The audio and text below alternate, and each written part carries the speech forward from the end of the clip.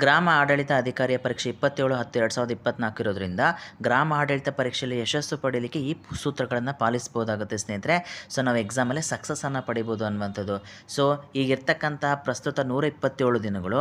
So ಕನಿಷ್ಠ ಪಕ್ಷ ನಾವು 10 ಸಬ್ಜೆಕ್ಟ್ಗಳನ್ನ ತೆಗೆದುಕೊಂಡ್ರೂ ಕೂಡ ಸೊ ಒಂದು ಸಬ್ಜೆಕ್ಟ್ಗೆ 12 ದಿನಗಳ ಕಾಲಾವಕಾಶ ಸಿಗ್ತಾ ಹೋಗುತ್ತೆ ಸ್ನೇಹಿತರೆ. ಇದು ಒಂದು ಕೂಡ ಸ್ಟ್ರಾಟಜಿ ಆಗ್ತಾ ಹೋಗುತ್ತೆ. ಸೊ ಮೊದಲು ಆದ್ಯತೆಯ ಸ್ಟಡಿ ಸಬ್ಜೆಕ್ಟ್ ಆಗಿರ್ತಕ್ಕಂತಹ ಪಂಚಾಯತ್ ರಾಜ್, ಸಂವಿಧಾನ, ಇತಿಹಾಸ, ಭೂಗೋಳಶಾಸ್ತ್ರಗಳನ್ನ ಫಸ್ಟ್ ಕವರಪ್ ಮಾಡ್ಕೊಳ್ಳಿ. ಸೊ ಇವು ಮೇಜರ್ ಆಗಿರ್ತಕ್ಕಂತಹ ಕ್ವಶನ್ಸ್ಗಳನ್ನ ಕೊಡ್ತಾ ಹೋಗುತ್ತೆ ವಿಲೇಜ್ ಅಕೌಂಟೆಂಟ್ ಎಕ್ಸಾಮಲ್ಲಿ ಅನ್ನುವಂಥದ್ದು. ಪಂಚಾಯತ್ ರಾಜ್ ಮಿಸ್ ಮಾಡಬೇಡಿ, ಸಂವಿಧಾನನೂ ಕೂಡ ಮಿಸ್ ಆಗಬಾರ್ದು ಅನ್ನುವಂಥದ್ದು. ಕನಿಷ್ಠ 2 ಬಾರಿ ಪುನರಾವರ್ತನೆಯನ್ನು ರಿವಿಷನನ್ನು ಮಾಡಬೇಕು. ಆಗ ಮಾತ್ರ ನಮಗೆ ಸಬ್ಜೆಕ್ಟ್ಗಳು ನೆನಪಿನಲ್ಲಿ ಉಳಿಯೋದಕ್ಕೆ ಸಾಧ್ಯ ಅನ್ನುವಂಥದ್ದು. ಅದ್ರ ಜೊತೆಗೆ ಹಳೆಯ ಪ್ರಶ್ನೆ ಪತ್ರಿಕೆಗಳ ವಿಶ್ಲೇಷಣೆಯನ್ನು ಕೂಡ ಮಾಡಿದಾಗ ಕೂಡ ನಮಗೆ ಒಂದು ಕ್ಲಾರಿಟಿ ಸಿಗ್ತಾ ಹೋಗುತ್ತೆ ಸ್ನೇಹಿತರೆ. ಸೊ ಕ್ವಶನ್ ಪೇಪರ್ ಹೇಗಿರುತ್ತೆ ಅನ್ನುವಂಥದ್ದು. Thank you so much.